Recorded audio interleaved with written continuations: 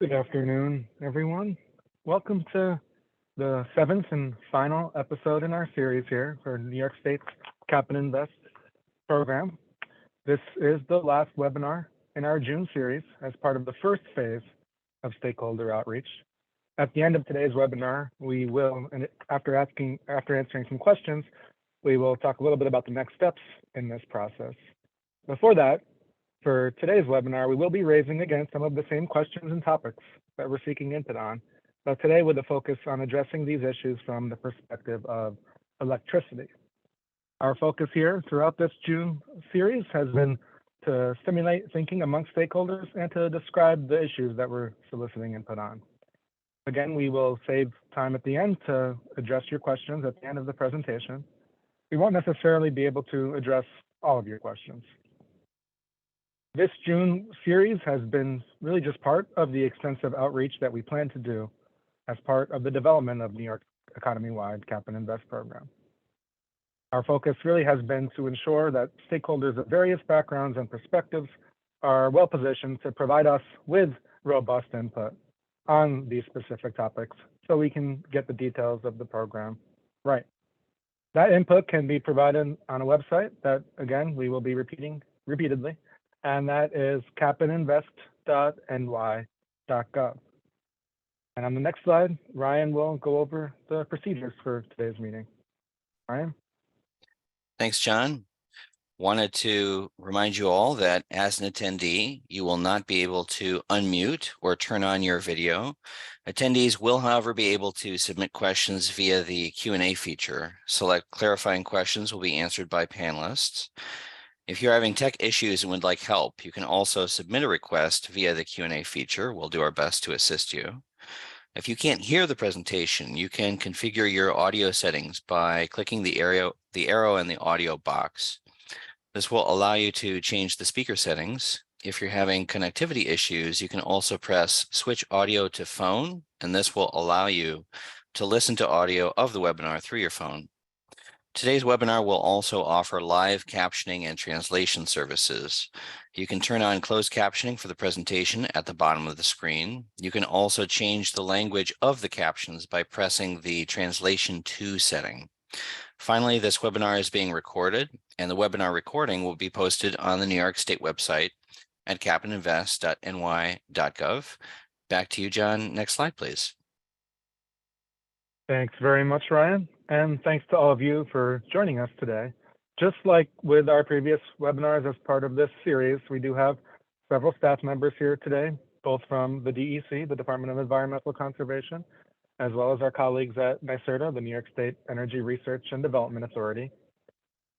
We do want to make sure that we once again cover the overall process that we will be following here. So before we get into the details of the program and some of the specific issues that we're seeking your input on, we wanted to make sure we, again, provided that overview.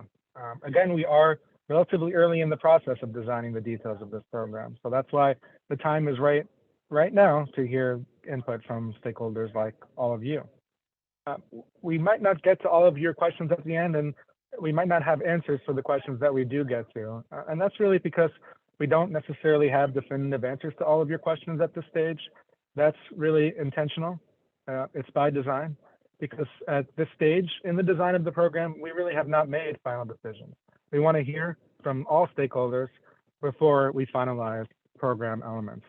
We know it's most important to get this right following community and stakeholder input, and our goal is to really design the best economy-wide Cap and Invest program possible to meet the requirements of the Climate Leadership and Community Protection Act.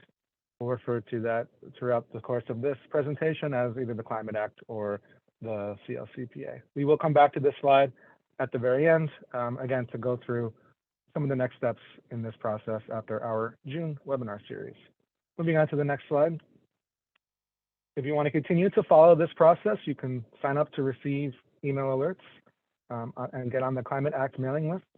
All of these webinar slide decks from the June series and all the recordings of the prior sessions will be posted on the Cap and Invest website, again, capandinvest.ny.gov. Comments can be submitted via that website. Later on, at the end of the presentation, Joe Berman from NYSERDA we'll provide a little bit more detail about that process, including with walking through some screenshots. If you do have any questions about how to comment, please do enter them into the Q&A and we'll address them at the end of the presentation. On the next slide, this is just an overview of the agenda. We have budgeted up to 2 hours for today's session. We might not take up all of that time. We do want to start off by first providing a brief summary of the Climate Act and really what led us to where we are right now in developing an economy-wide cap and invest program to help achieve the requirements of the Climate Act. We'll give a brief overview of what an economy-wide cap and invest program is, and really one of the key differences about New York's program as compared to some other programs and similar programs in other jurisdictions. And that's really about the key concept of obligated and non-obligated sources and emissions. Some of this will be repetitive for those of you that have been with us for some of our first several webinars, but we always recognize that we might have some new participants. Based on some of the feedback that we have received with previous webinars, we will spend a little bit more time today focusing on the distinction between obligated and non-obligated sources. After that, we will get into some more detailed questions about the various design elements of each of the 3 regulations that are under development to support the economy-wide cap and invest program. And we'll be looking at that from the perspective of how those questions might be relevant for today's focus area, which again is the electricity sector. After that, we will have some time to address some questions, and we'll conclude by discussing next steps and the timeline, including really future opportunities for input and what to expect over the course of the summer and into the remainder of this year. We do have a lot of content to cover here today. That's why we will save our responses to the end of the presentation. Again, we might not be able to answer all of your questions, and that, as I have continued to emphasize, is really intentional because we have not made final decisions at this stage in the process. So we want to hear input from all of you on all of these topics before we make final decisions. Moving on to the next slide. So we're here in large part because of the Climate Act, which is a law that really does set New York State on a path towards a carbon neutral economy. It mandates at least a 40% reduction in statewide greenhouse gas emissions by 2030 and an 85% reduction by 2050. Those are from 1990 levels. It has additional requirements to help us achieve these directives, including a requirement for 100% emission-free electricity by 2040 and 70% renewable electricity by 2030, along with other various energy storage and generation targets to help us meet those requirements. And importantly, the Climate Act also contains critical commitments to climate justice and a just transition. And these equity-related principles are key for us at DEC and NYSERDA as we design the Cap and Invest program. Moving on to the next slide. So the Climate Act requires DEC to prepare an annual statewide greenhouse gas emissions report, or an inventory. This annual report covers emission sources from all sources in the state, looking back from 1990 up through 2 years prior. And it includes emissions from sources in the state, as well as those that are associated with imported electricity and fossil fuels. DEC issued our most recent annual report back in December of 2022, and that included emissions data up through 2020. Of course, we all know that 2020 was not a typical year due to the impacts of the COVID pandemic. So here we are providing graphical depictions of the composition of the current statewide greenhouse gas emissions inventory, along with the reduction requirements that are set forth in the Climate Act. So the graph in the left shows the economic sectors and the relative contribution of those sectors to statewide greenhouse gas emissions. The green wedge or slice on the lower left of that is the portion that comes from the electricity sector. That's the focus of today's episode, of course. And then in the graph on the right-hand side of the screen, we're highlighting where we were in 1990, where we were in 2019, and where we need to go in 2030 and 2050. So Part 496 was a regulation that DEC adopted at the end of 2020.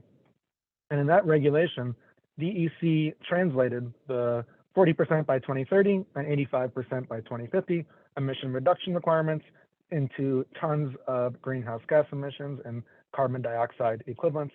And that's how we have those two right-hand side blue bars on the screen, which is the limits that we have to achieve in 2030 and 2050. So that's roughly 246 million metric tons for 2030 and roughly 62 million metric tons for 2050. That is what we are seeking to ensure that we will achieve through the implementation of New York's economy-wide cap and invest program. Moving on to the next slide. So as folks will recall, the Climate Action Council recommended an economy-wide cap and invest program in this final scoping plan that was released at the end of 2022.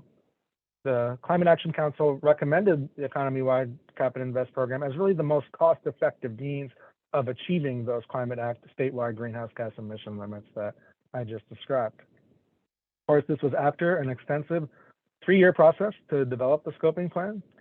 And the final scoping plan is worth looking at, specifically Chapter 17, to provide some additional helpful context about this program. So that is available on climate.ny.gov. Chapter 17 provides some background and really criteria for evaluation of various economy-wide strategies. And that is what led to this recommendation for a cap and invest program as the most cost-effective means of achieving the emission limits. Chapter 17 also provides some proposed program design elements that serve as informative recommendations for us as we design the details of this program. Consistent with the recommendations coming out of the Climate Action Council scoping plan process, Governor Hochul announced the development of an economy-wide cap and invest program in her 2023 State of the State address. The governor directed DEC and NYSERDA to establish the program. And finally, last month, when the state enacted its state budget, the budget advanced the program even further, including through the creation of the financial foundation that's required to support this economy-wide cap and invest program. Moving on to the next slide.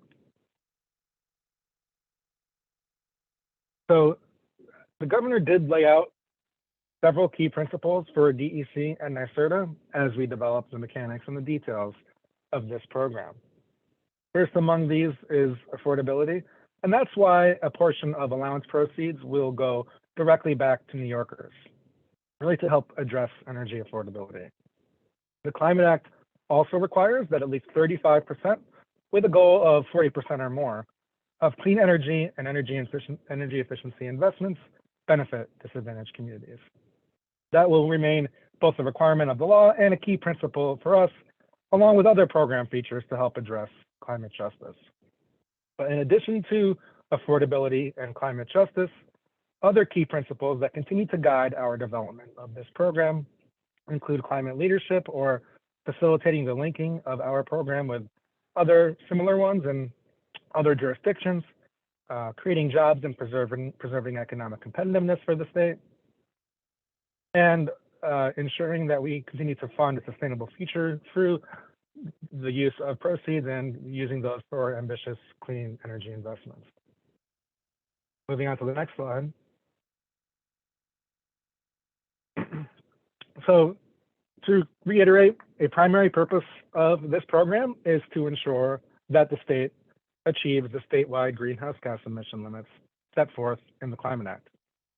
The illustrative chart that's on the right-hand side of the screen shows how the maximum amount of annual greenhouse gas emissions each year will decline. So we already know our endpoints for 2030 and 2050, right? That's the 40 by 30 and 85 by 50 emission reduction requirements in the Climate Act, or that 246 million metric ton and 62 million metric ton requirement for those years. What we don't know yet is the precise starting point and kind of the trajectory of that downward slope. Those are things that we are seeking feedback on from as part of this process to kind of figure out how to help set that slope appropriately for New York. Moving on to the next slide. Excuse me. So this slide provides, this infographic hopefully provides a little bit of a summary of what I just described. So first, New York's economy-wide cap and invest program will set a legally enforceable limit. That's the cap portion of cap and invest. They'll set a cap on the annual amount of greenhouse gas emissions that may be emitted in the state. Each year, this emissions cap will decline to reduce greenhouse gas emissions overall. Of course, a key feature of the program will be the legal requirement for large sources of greenhouse gas emissions to purchase or obtain emission allowances to cover each ton of greenhouse gas emissions that are associated with their activities.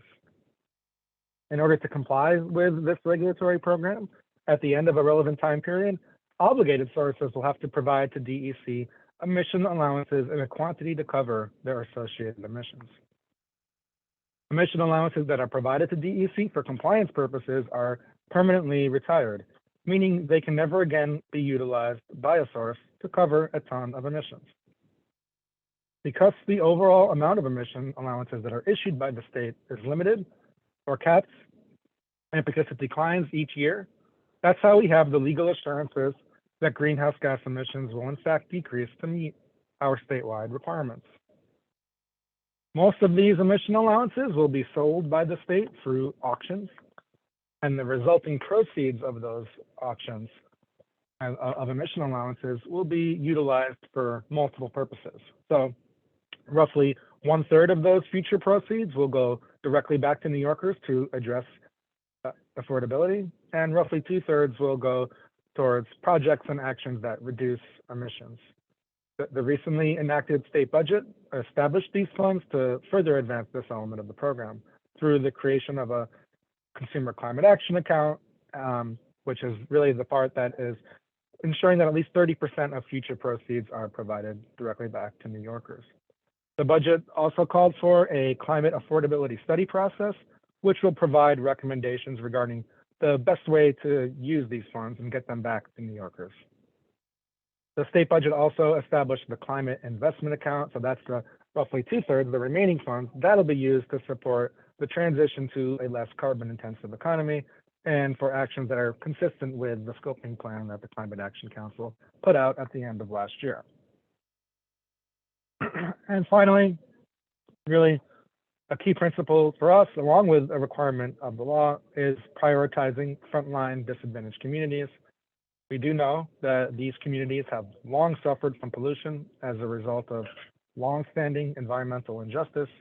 So one of the key goals of this program is to help ensure emission reductions in these communities. Moving on to the next slide. So while the state does issue an annual statewide greenhouse gas emission inventory report as required under the Climate Act, this is really an overall inventory or estimate of statewide emissions. It does not always include specific information reported by certain individual sources of greenhouse gas emissions. Because not all individual sources of greenhouse gas emissions are currently required to report emissions information to DEC, we believe that additional emission reporting requirements are necessary to support the cap and invest program. So certain of these individual emission sources will be required to report emissions to DEC.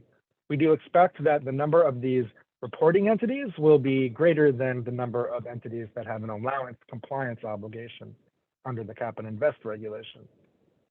We think this is necessary to support the integrity of emissions allowance determinations and really to help identify and inform future regulatory and other actions as well. On the next slide, I want to just briefly go over the regulatory framework for the cap and invest program. So to implement the inner workings of this program, which we will continue to refer to as New York's Cap and Invest Program, or NYSERDA for NYCI. Many of us are going to continue to use NYSERDA as a shorthand for the program. So DEC and NYSERDA are working to develop 3 parallel regulations to implement NYSERDA. One will be the DEC regulation that will impose mandatory reporting requirements to provide additional detail about sources of greenhouse gas pollution, as I mentioned on the previous slide. The second will be a DEC regulation that sets forth the requirements for sources to comply with the Cap and Invest program through providing allowances to DEC to cover their emissions. And the final regulation will be NYSERDA's regulation that sets forth the details regarding allowance auctions and market participation. So taken together, these three regulations will serve to implement the NICI program in the state and ensure that we meet the statewide greenhouse gas emissions established in the Climate Act, and do all of that in a manner consistent with the Climate Action Council's recommendations from the scoping plan and the principles outlined for us by Governor Hochul. Moving on to the next slide, I want to spend a little bit of time on really the key distinguishing element from New York's program compared to other established Cap and Invest programs in other jurisdictions. We know that other jurisdictions have established these types of programs, but our program is not identical to them. We do sometimes refer to other programs, but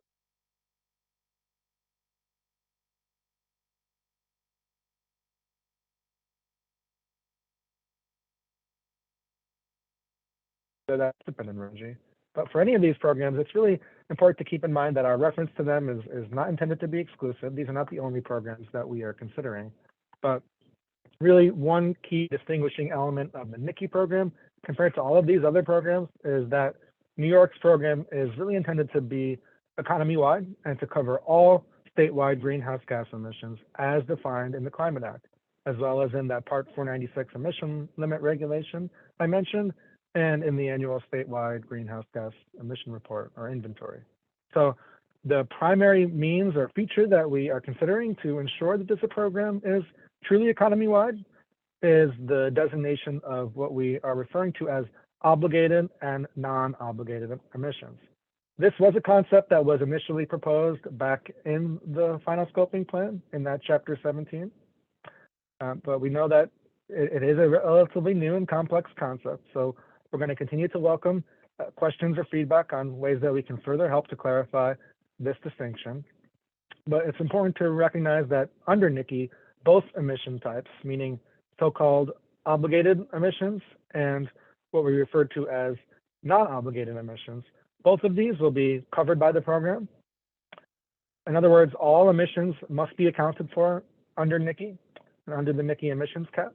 This will help to ensure that the program is truly economy-wide and that the state does meet its emission reduction requirements. So obligated emissions and sources would have to surrender allowances for their emissions, similar to requirements in other types of emissions trading programs.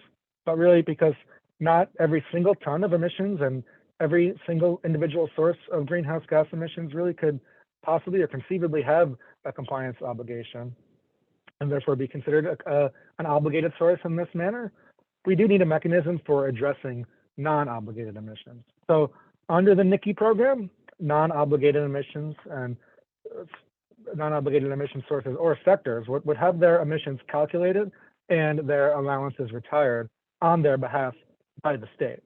So just like any other allowances that are retired, emissions that are retired for non-obligated sources would be deducted from the overall cap, and they would be permanently retired, meaning they would never be available in the system.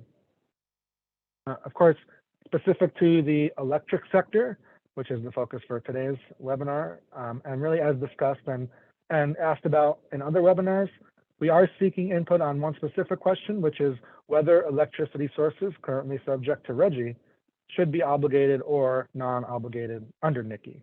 We have not made a determination on this point at this stage. Just like as we have emphasized for other issues, we are seeking input from stakeholders before we make any final program decisions. But as mentioned in response to some of the questions at previous webinars, if RGGI sources are ultimately obligated, one option that we are considering was, I think, this also discussed in the Chapter 17 of the scoping plan. But one option we are considering would be crediting any RGGI allowance price already paid against any NICI allowance price. Again, if the determination is ultimately made that these sources should be obligated. Moving on to some infographics to hopefully further illustrate this concept of obligated and non-obligated sources and sectors. We know we're going to continue to get a lot of questions about this feature of the program, so We hope that these additional infographics help illustrate the key concept. So on this first image, we wanted to first provide some potential examples of what might be non-obligated sources or categories. Again, something we've gotten a lot of requests about in our first several webinars. Of course, it's important to emphasize that these are illustrative examples only, as again, we have not made final decisions regarding which sectors or sources would be non-obligated. Some potential examples, as illustrated here, might include aviation emissions, direct emissions from livestock, or very small individual sources below established emissions thresholds. For example, an individual homeowner or renter would not be expected to have an allowance compliance obligation, although the majority of these emissions could be addressed through an obligation on a fuel supplier. On the next image, so as we have emphasized here repeatedly, all emissions from all sources economy-wide are covered by the Climate Act and go into the starting cap. So that includes both emissions from obligated sources and emissions from non-obligated sources. So in other words, the starting cap is the sum total of both obligated sources emissions and non-obligated sources emissions. And the next graphic, as the name suggests, non-obligated sources would not have an allowance compliance obligation for their emissions under the NYSERDA program. Of course, they could have an emissions reporting obligation, but instead of having an allowance compliance obligation, non-obligated sources for their emissions, DEC would set aside this bin of allowances really in an amount that covers their emissions. And as indicated by that red X, these allowances would be permanently retired by the state and thus not available to obligated sources. Moving on to the next slide. So this graphic hopefully helps to summarize the overall approach. So first, we would determine the annual allowance budget, or the maximum amount of emission allowances that are available to obligated sectors and entities each year. DEC would first issue the number of allowances equal to the emissions cap. So that's step one. That's the cap on the top of the screen. Second, we would identify the amount of emissions that are associated with non-obligated sources and sectors. So that's the bin of allowances to cover non-obligated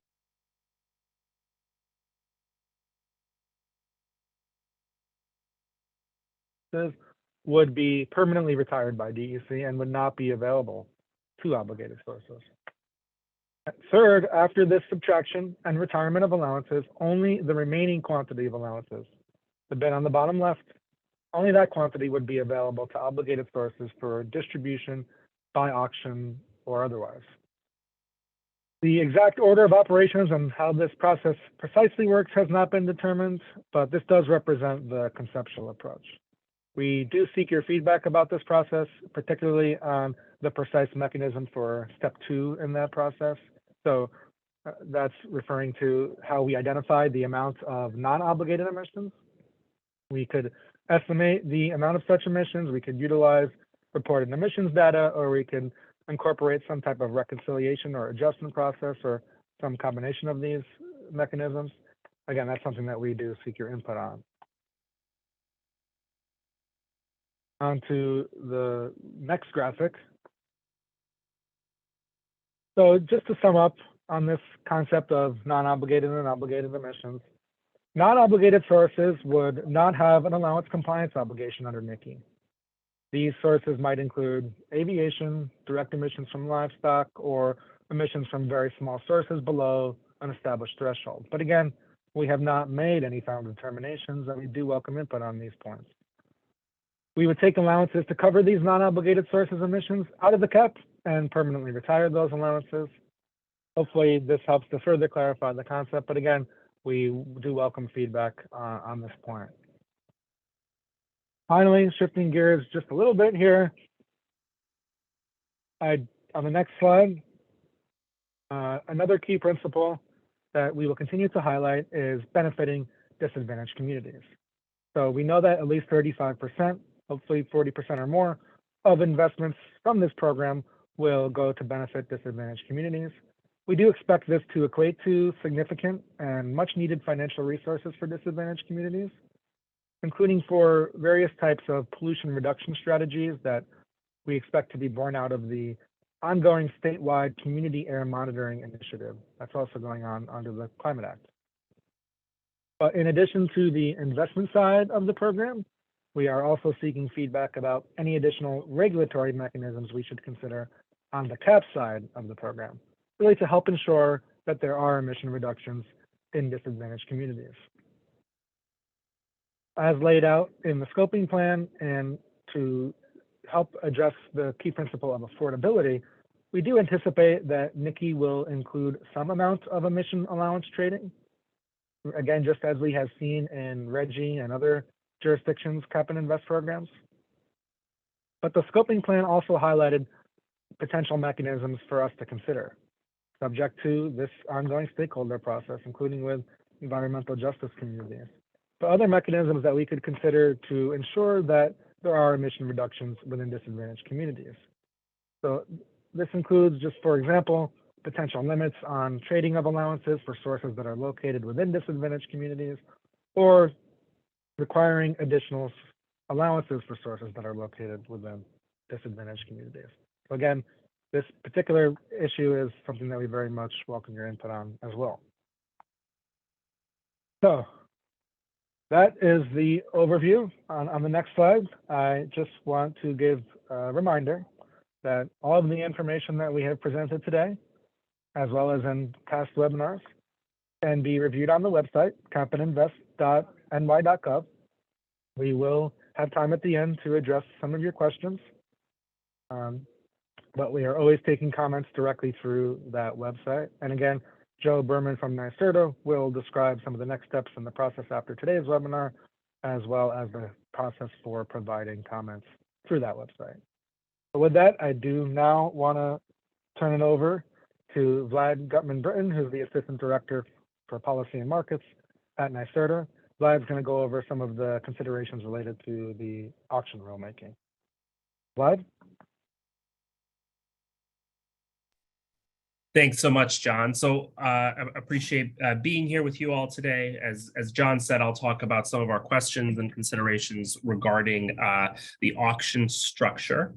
As we've described in this and previous webinars, we anticipate that the majority of allowances distributed under the NYSERDA system will be made available via auction. That auctions that will be regularly administered by the state. So one key topic that we want to make sure to gather your all feedback on is the format of the auction. We're seeking input on what that should be. Many jurisdictions, including those participating in the existing RGGI program, for example, employ a single round sealed bid uniform price auction, and we're curious as to whether or not that remains the best application for this system as well. We're interested in who is eligible to participate in allowance auctions and in the secondary market.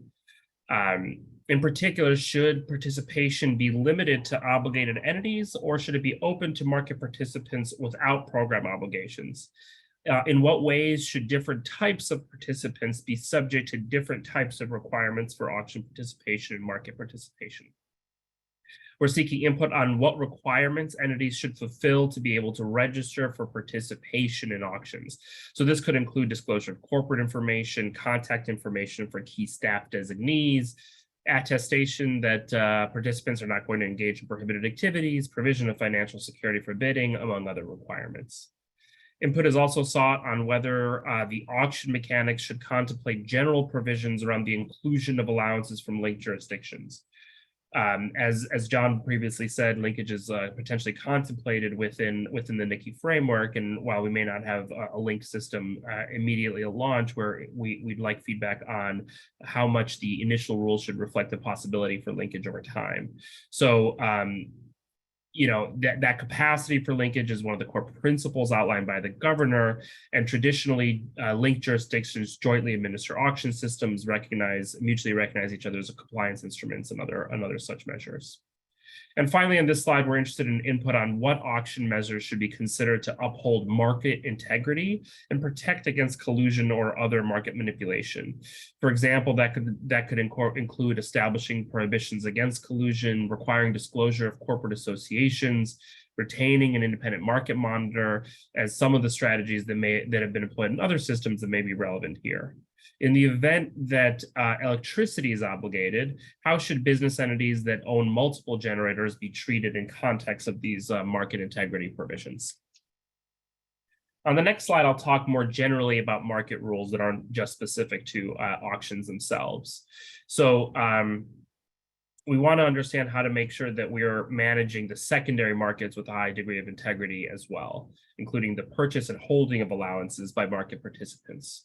We're interested in input on whether any constraints should be adopted regarding the trading of allowances. And finally, we're seeking input on whether any allowance purchase, holding limits, or minimum allowance holding periods should be applied. And if so, should these apply only to market participants that are not obligated entities, or to all market participants? These types of measures may help prevent concentration of market power among a small subset of participants, which is why we're soliciting feedback on these mechanisms. And then finally, I just want to relift John's previous, on the next slide, John's previous reminder that information presented today and in past webinars can be reviewed on the website. Questions of substance we'll handle toward the end of this presentation. And while we won't get to all the questions, we are, of course, at all times taking comments on the website displayed on your screen. I'd like to turn the mic over to Chris Lalone, Director of DEC's Division of Air Resources, who will go over some of the considerations related to program development in the cap and invest rulemaking. Thanks all. All right, great. Thank you, Vlad. So if you could move on to the next slide, I'm gonna cover some cap and invest starting points. So we've learned that the NYSERDA program is intended to be truly economy-wide. So the scope of New York's program will be more encompassing than other jurisdictions. So we're seeking input on what elements of those other jurisdictions' programs can be leveraged for use by New York. While we are highlighting the California Air Resources Board, as well as Washington and Quebec programs here, as John noted, this is not intended to be exclusive, as we welcome input on related elements of any and all jurisdictions' programs. New York's greenhouse gas emissions are generated from a variety of sectors and sources, as described in the annual greenhouse gas report. And the decisions made in other jurisdictions may or may not be best fit for New York's program. There also may be program design elements in each of these other jurisdictions programs that are universally best practice, and they will work equally well in New York. While today our focus is on electricity, we welcome feedback through our webpage on all aspects of program development. So next we will look at, next slide please, some NYSERDA program design decisions that need to be made. So a number of program design decisions under development, and here we list some of those.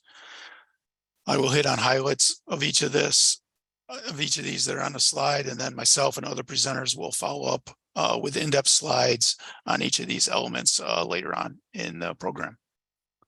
So applicability and threshold will define the who and under what emission or operational circumstances the regulations apply. As noted earlier, this may be different for cap and invest than for mandatory reporting.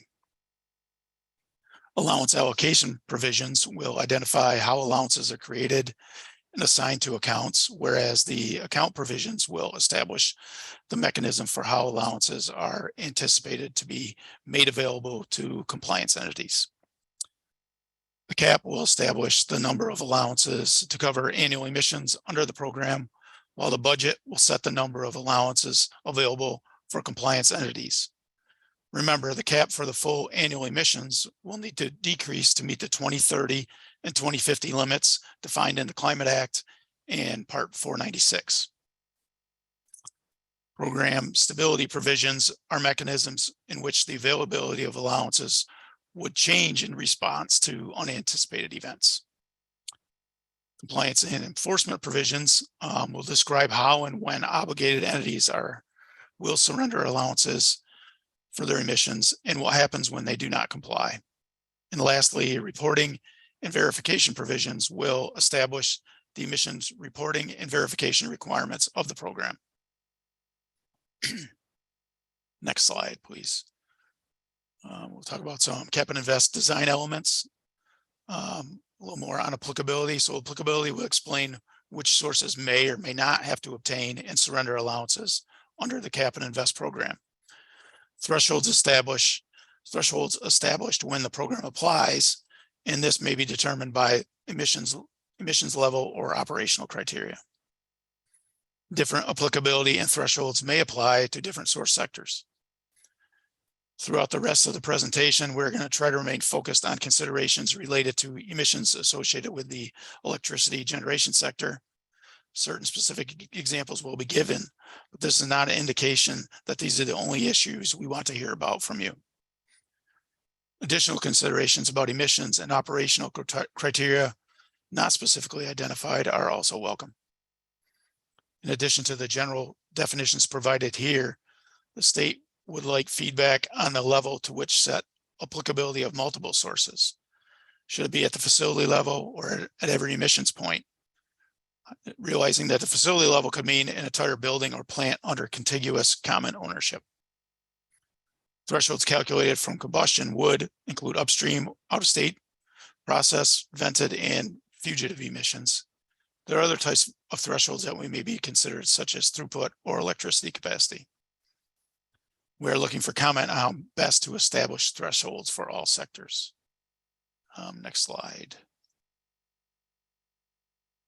So a little more about applicability in the electricity sector. So which considerations should be evaluated when setting applicability and thresholds for the electricity sector? So the existing Regional Greenhouse Gas Initiative, or RGGI program, is a multi-state cap and invest program for the electric power sector. RGGI covers CO2 emissions from fossil fuel power units that are 15 megawatts or larger. Should RGGI serve as the compliance mechanism for electricity sector under the Climate Act? Or should electricity be obligated under NYSERDA? Or should it have some type of obligation under a combination of both programs? For example, as John mentioned, and as mentioned in response to questions posed at previous webinars, if RGGI sources are ultimately obligated, one option we are considering would be crediting any RGGI allowance price already paid against any NYSERDA allowance price. Additionally, we're asking what should be considered when evaluating how to address non-CO2 emissions and upstream out-of-state emissions due to fuel used to produce electricity. Emissions from imported electricity are also an important part of the GHG inventory. What should we consider when addressing these emissions? And are there specific considerations for emissions from RGGI sources outside of New York State? What consideration should be given to establishing the importer as the entity with the first point of delivery in the state, as described in the North American Electric Reliability Corporation ETAG? How should the state assign responsibility for emissions from imported electricity to properly differentiate the emissions character? So for instance, hydroelectric imports versus fossil fuel generated electricity imports. And what consideration should be given to non-RGGI electricity generating sources? Should non-RGGI electricity generators be considered separately from other stationary combustion sources? And the next slide, we will talk about fuel suppliers. So while this presentation has been focused on emissions associated with the electricity sector, the state understands there is a connection between these facilities and fuel supply. Because of this, we'd like to spend some time on that connection to make the most informed decisions on development of the NYSERDA program. Fuel suppliers are anticipated to have allowance obligations for all non-aviation fuel derived to deliver to end users in the state. It is anticipated that these allowance obligations would be for both combustion emissions and for the upstream out-of-state emissions from the production and delivery of that fuel. The compliance obligation for fuel associated with an electricity generating facility may be covered by those facilities rather than the fuel suppliers. This may be due to the facility, the electric generating facility that is, being the first owner of the fuel within the state, or other considerations when setting applicability. Next, what should be considered when establishing the emissions allowance obligations at the fuel supplier or at the electric generating facility or fuel utilized at that facility? What should be considered when structuring applicability so that the obligation for the fuel consumed at a facility is clear to both the facility and the fuel supplier? And lastly, what tracking and reporting characteristics and systems that already exist to identify fuel supplier and facility fuel ownership? And on the next slide, I'd like to just give some reminders that the information presented today and in the past webinars can be viewed on our website shown here.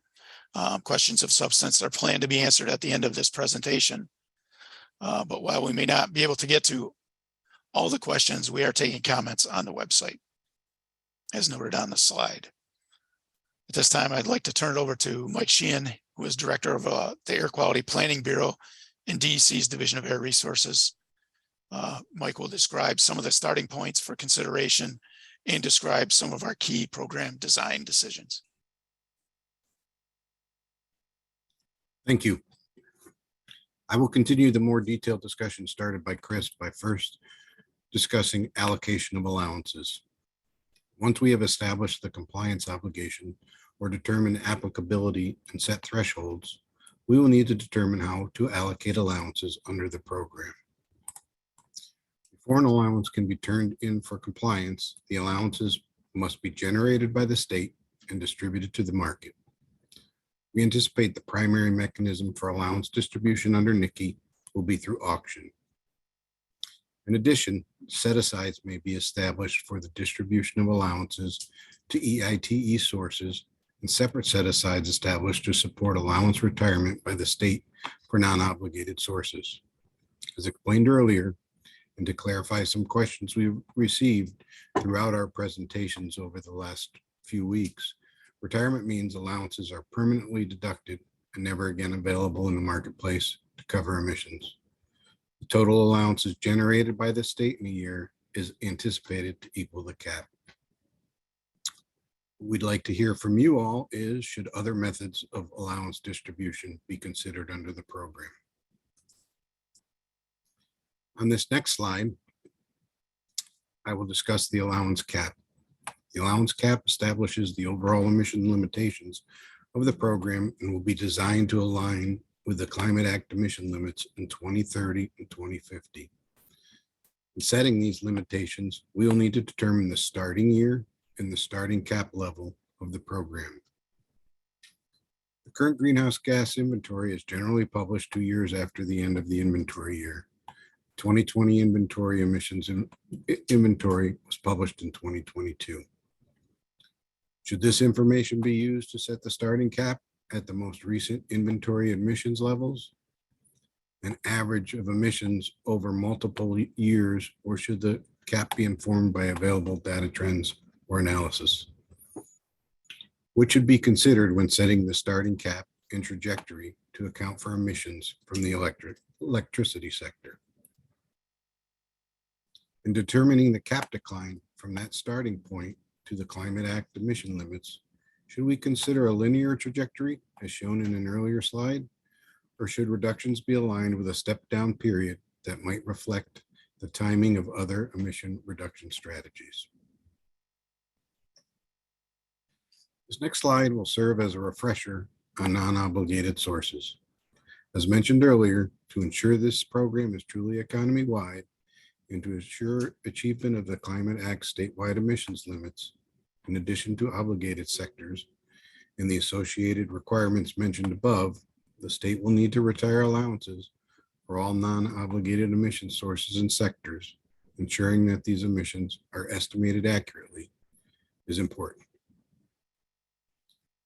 To address non-obligated emissions, the state is considering the establishment of a set-aside or set-asides that would include calculation methods in addition to language on how and when allowances for non-obligated emissions are retired. To reiterate, retired allowances are permanently deducted from the system and not available for obligated sources to cover emissions. It is anticipated that emission calculation methods for non-obligated sources would be aligned with the methods in the greenhouse gas inventory or be informed by state-specific reporting.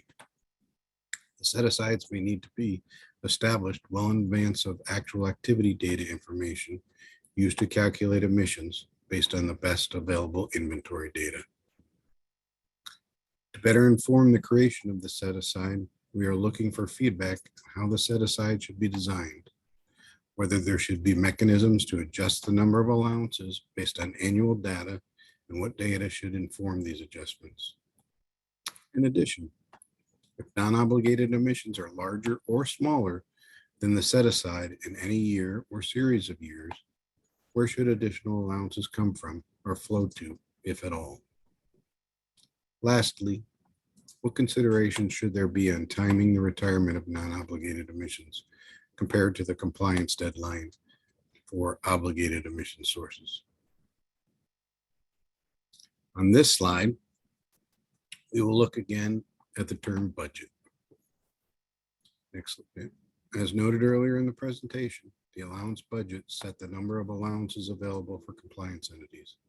It represents the total available number of allowances for sources to acquire at auction or direct allocation from a set-aside. Non-obligated allowances, while covered under the economy-wide cap, would not be part of the allowance budget. These allowances would be retired by the state and come out from under the cap. The annual cap is the sum of non-obligated allowances plus the allowance budget in any year. In this next slide, I want to take some time to introduce the concept of program stability mechanisms. Program stability mechanisms could be incorporated into the program to add or remove allowances under certain market conditions and used to establish criteria for the holding of those allowances. Cost containment reserve, if established, could be designed to provide additional allowances at auction. If the price becomes higher than anticipated, if the price becomes higher than anticipated. What information should be used in the determination of the price that additional allowances become available? Where should these allowances come from? A tranche of allowances from under the cap? From future years? Should there be multiple price tiers? What information should be used to determine how large a CCR could be? Could it be set at a percentage of the cap or budget at a modeled amount to meet a specific price point? An emissions containment reserve, if established, would withdraw a number of allowances at auction if the price fell below a specific value, which should inform the determination of this price point. Should the ECR be the same size as the CCR? Should the design mirror the design of the CCR? Banking refers to the retainage of allowances by market participants beyond the near-term compliance needs. There may be a variety of economic or planning decision sources or market participants take to decide if they maintain a bank of allowances. What information should the state consider when determining the impact of banking? A banking adjustment could remove allowances from the future auctions. Should a banking adjustment be considered? If so, what considerations should go into establishing a banking adjustment? What should trigger a banking adjustment? This next slide, I will touch on the compliance process. Compliance under a cap and invest program refers to the surrendering of allowances for retirement for each ton of emissions from a source. A multi-year compliance period may offer flexibility to sources needing to acquire allowances to cover emissions fluctuations when compared to a single-year compliance period. In this example, at the end of a multi-year compliance period, all 3 years worth of emissions would have to be covered by allowances at the end of the third year. An option to consider, similar to Reggie, is that during the preceding 2 years of a 3-year compliance period, part of the emissions would have to be covered, and was called an interim year compliance obligation. If multi-year compliance periods are utilized and it is layered with an interim compliance period, what percentage of emissions should have a compliance obligation in the interim year? What information should be considered when establishing the compliance date? Should the compliance date be the same for all emission sources? Should any consideration be given to timing the compliance date in auctions? Is there a need for substantial time between reporting deadlines and the compliance date? I will conclude my portion of the presentation by asking you some additional questions on this next slide about enforcement mechanisms under the program. Enforcement penalties are key components of any regulatory program and would be utilized in the cap and invest context when a source fails to surrender the necessary number of allowances to cover their emissions, which should be considered when establishing penalties for this program. Should monetary penalties and the surrender of additional allowances be considered? How might these different types of penalties be structured? Before I turn the presentation over to Nathan Putnam, professional engineer in the Bureau of Air Quality Planning and DEC's Division of Air Resources, to describe some of our starting points for consideration and describe some of our key program design decisions, I want to remind our audience that the information presented today and in past webinars can be found on the Cap and Invest website. Nathan? Thank you, Mike. I'll jump into the reporting design elements. Similar to the cap and invest regulation described earlier, applicability and thresholds will also need to be established to determine what entities are subject to the greenhouse gas reporting requirements of this program. The reporting regulation is expected to include a robust description of all emission factors and activity data requirements for all reporting entities. Reported emissions and activity data are anticipated to be used to establish emissions for allowance compliance with the cap and invest regulation. Reporting may also support the calculation of non-obligated emissions and improvements to the statewide greenhouse gas inventory. Applicability and thresholds for reporting may be different than those of the cap and invest regulation, and there may be entities that have reporting requirements but have no allowance requirements. As a reminder, an emissions threshold is compared to the annual greenhouse gas emissions from an emission source. If the emissions at the source exceed the threshold, then that source is required to report. An operational threshold would be based on an annual production or utilization volume in a specific time period, such as the number of widgets produced in a year. Electricity-related emissions are highlighted in this presentation. This does not indicate these are the only emission sectors which are anticipated to have reporting requirements. Next slide, please. What should be considered when establishing reporting requirements? What, if any, emissions information or activity data can be extracted or leveraged from other existing regulatory programs?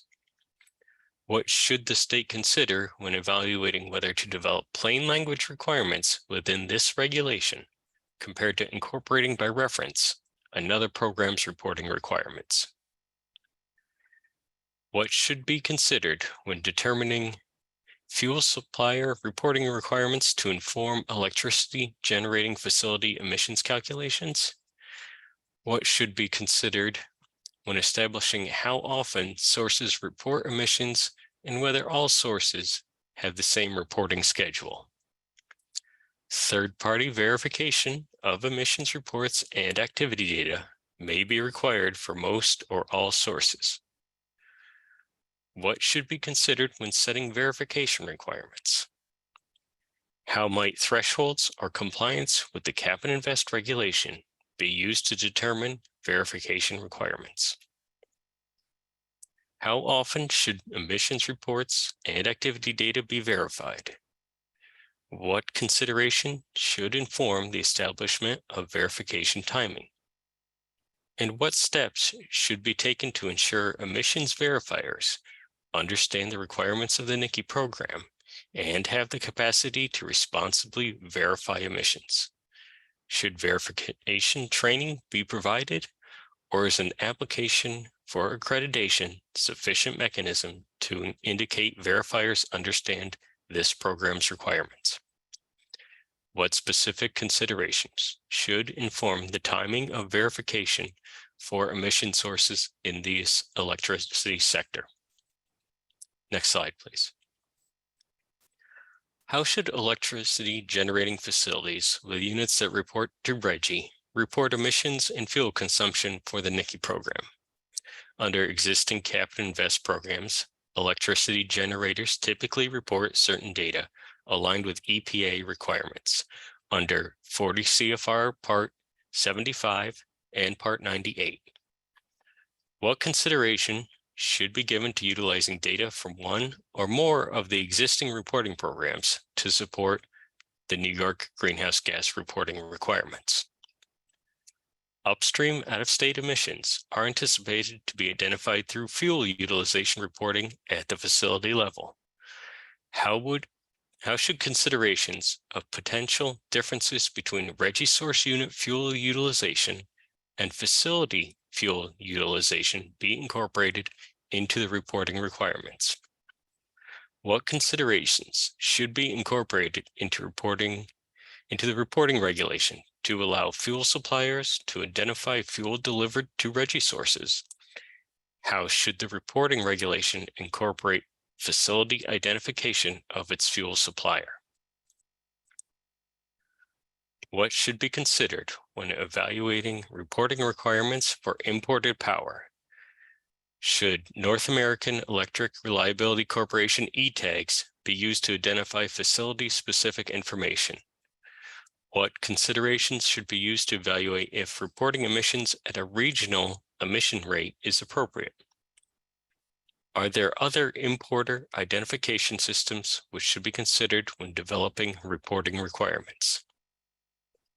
What should be considered when establishing the point along the electricity delivery pathway at which imported power emissions are reported? How should emissions be reported when the importer, potentially the entity who's the first point of delivery in the state, is unable to determine the specific facility that generated the electricity? If imported power is from a region with a GHG emissions trading program, how should that power be identified? And how should the emissions be reported by the importer? What should be considered when establishing reporting requirements for electricity generating facilities in New York, which are not RGGI source units? What should be considered for reporting behind the meter or on-site utilization of electricity and its associated emissions? Next slide. How should fuel suppliers identify emissions associated with electricity generating facilities? What considerations should be given to having both the facility and the fuel supplier report emissions and activity data related to fuel utilization and supply? The majority of fuels used in electricity generating facilities are anticipated to be natural gas and distillate fuels. What should be considered when establishing requirements for fuel suppliers to identify the delivery to these electricity generating facilities? What existing reporting system might be evaluated to establish reporting requirements which show the connection between the fuel supplier and the electricity generating facility? What considerations should be addressed in developing emission factors for upstream out-of-state emissions related to the extraction and transmission of fossil fuels so that the electricity generating facility can clearly estimate emissions? How might these emission factors be informed by fuel supplier reporting. What considerations should inform the setting of reporting deadlines?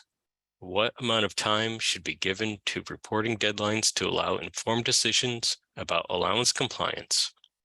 And how might these considerations about fuel suppliers apply to the timing of the requirements for electricity generating facilities and importers? Next slide. As previously mentioned, the state is reviewing existing cap and invest and GHG emissions reporting programs in other jurisdictions. Highlighting the California reporting regulation does not indicate a preference for its regulatory text. These next slides identify portions of the California reporting rule, which may be helpful points of reference to formulate considerations for the NYSERDA program. The CARB reporting rule, subarticle 1, contains the general terms on applicability and thresholds. Are there any considerations here which New York should take special note of? Next slide. The CARB reporting rule, subarticle 2, contains specific reporting provisions for electricity generating units and electric power entities, including importers of electricity, among other emission sources. These California Air Resources Board reporting provisions may be used to inform considerations for New York's program. What consideration should the state give to the detailed reporting requirements related to emissions from electricity identified in this subarticle? Additionally, we would welcome your thoughts on how provisions of the U.S. Greenhouse Gas Reporting Program are utilized in the California Air Resources Board regulation, and if these elements would be applicable to New York's emission sources. Next slide. California Air Resources Board reporting regulation, subarticle 3, contains additional reporting requirements. Like other portions of the California reporting regulations, there are many references to the U.S. Greenhouse Gas Reporting Program. This subarticle specifically contains requirements related to the calculation of emissions for missing data, including provisions to align with methods in 40 CFR Part 75 and at other facilities with continuous emission monitors. Should special consideration of this language be given when developing regulations requirements for New York's electric generating units and power importers? What additional considerations can enhance our understanding of how the California regulation can inform the New York program? Next slide, please. California's reporting rule, subarticle 4, identifies the verification and accreditation provisions. What should be considered when evaluating this language and the needs of the New York program? What should be considered when establishing verification requirements for electric generation facilities and importers of electricity? How might the complexity of reporting provisions influence verification requirements? Thank you. I would now like to turn it over to Sarah Osgood, Executive Director of the Climate Action Council, NYSERDA, who will help facilitate our Q&A portion of the program. Next slide, please. Over to you, Sarah. Thank you, Nathan. So we've got several questions teed up here. John Binder, if I could ask you to be prepared to answer the first couple we have for you. The first one is, what does it mean to link NYSERDA with other states? What are the practical implications? Does it mean that out-of-state emissions reductions can be used to reduce New York emissions on paper? Thanks, Sarah, and thanks for the question. When we're talking about linkage, we're really referring to the mutual recognition of two cap and invest systems. So it really could take many forms.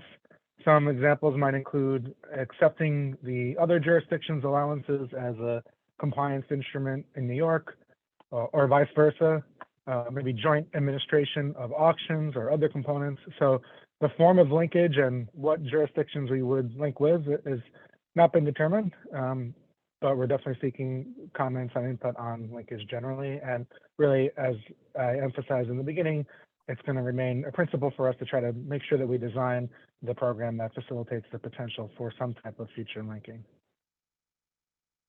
Thank you, John. The next question is related to non-obligated sources. Has NYSERDA and DEC considered how non-obligated sources could be incentivized to lower their emissions? Otherwise, they'll take up a bigger and bigger percentage of the cap as obligated sources lower their emissions. Yeah, thanks for the question. And I think a similar question has come up in previous webinars as well.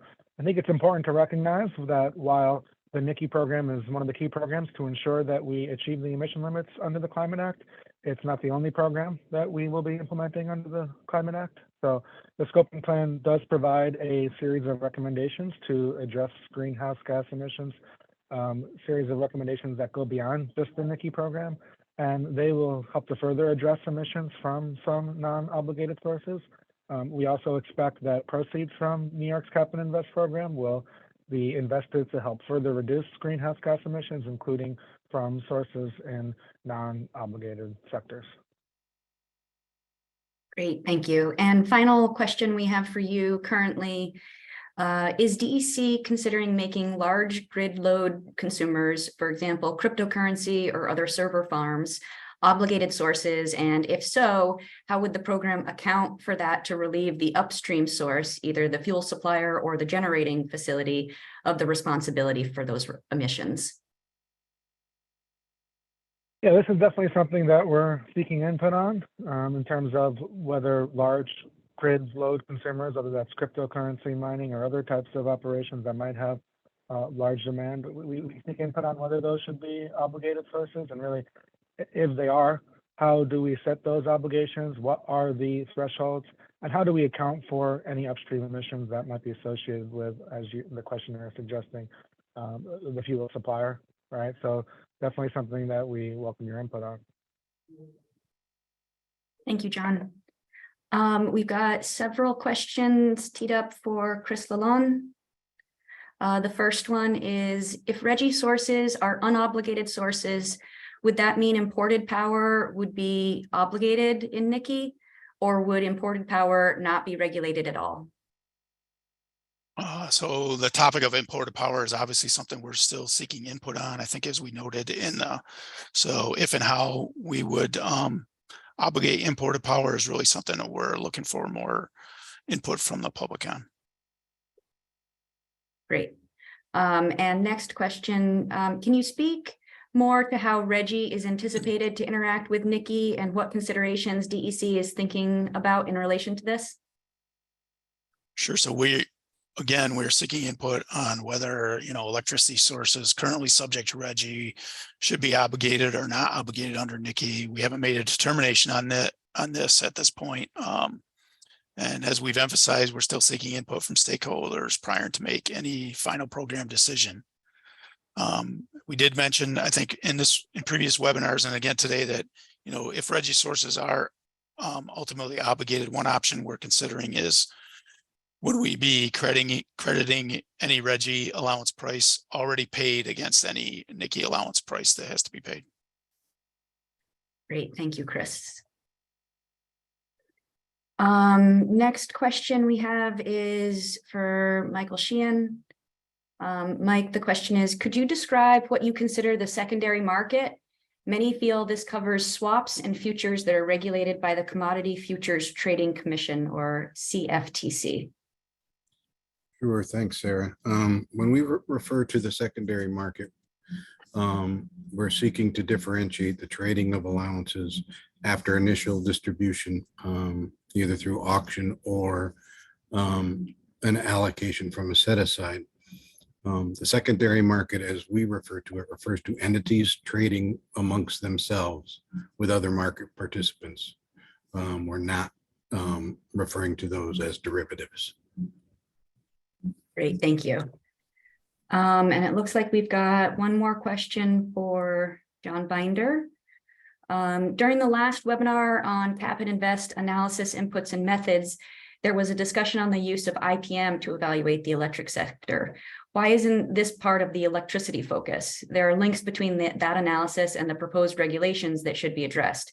what's the point of the IPM analysis if it's not going to be used to inform the proposed regulations? Yeah, thanks for the question. I think, as was discussed on the modeling presentation on Tuesday at that webinar, all of the modeling, including the IPM modeling that is done, will be used to inform the program design and to inform the proposed rules. And all of that information will be available as part of the proposed rulemaking package when that time comes as well. So it is all being considered.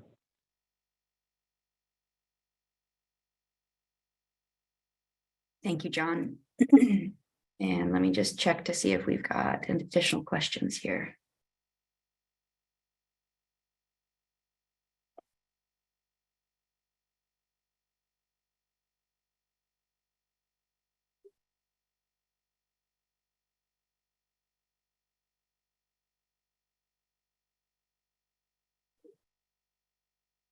That appears to be it for the questions. So I will now hand it over to Joe Berman, Senior Advisor of Strategic Partnerships, to close us out with some reminder information.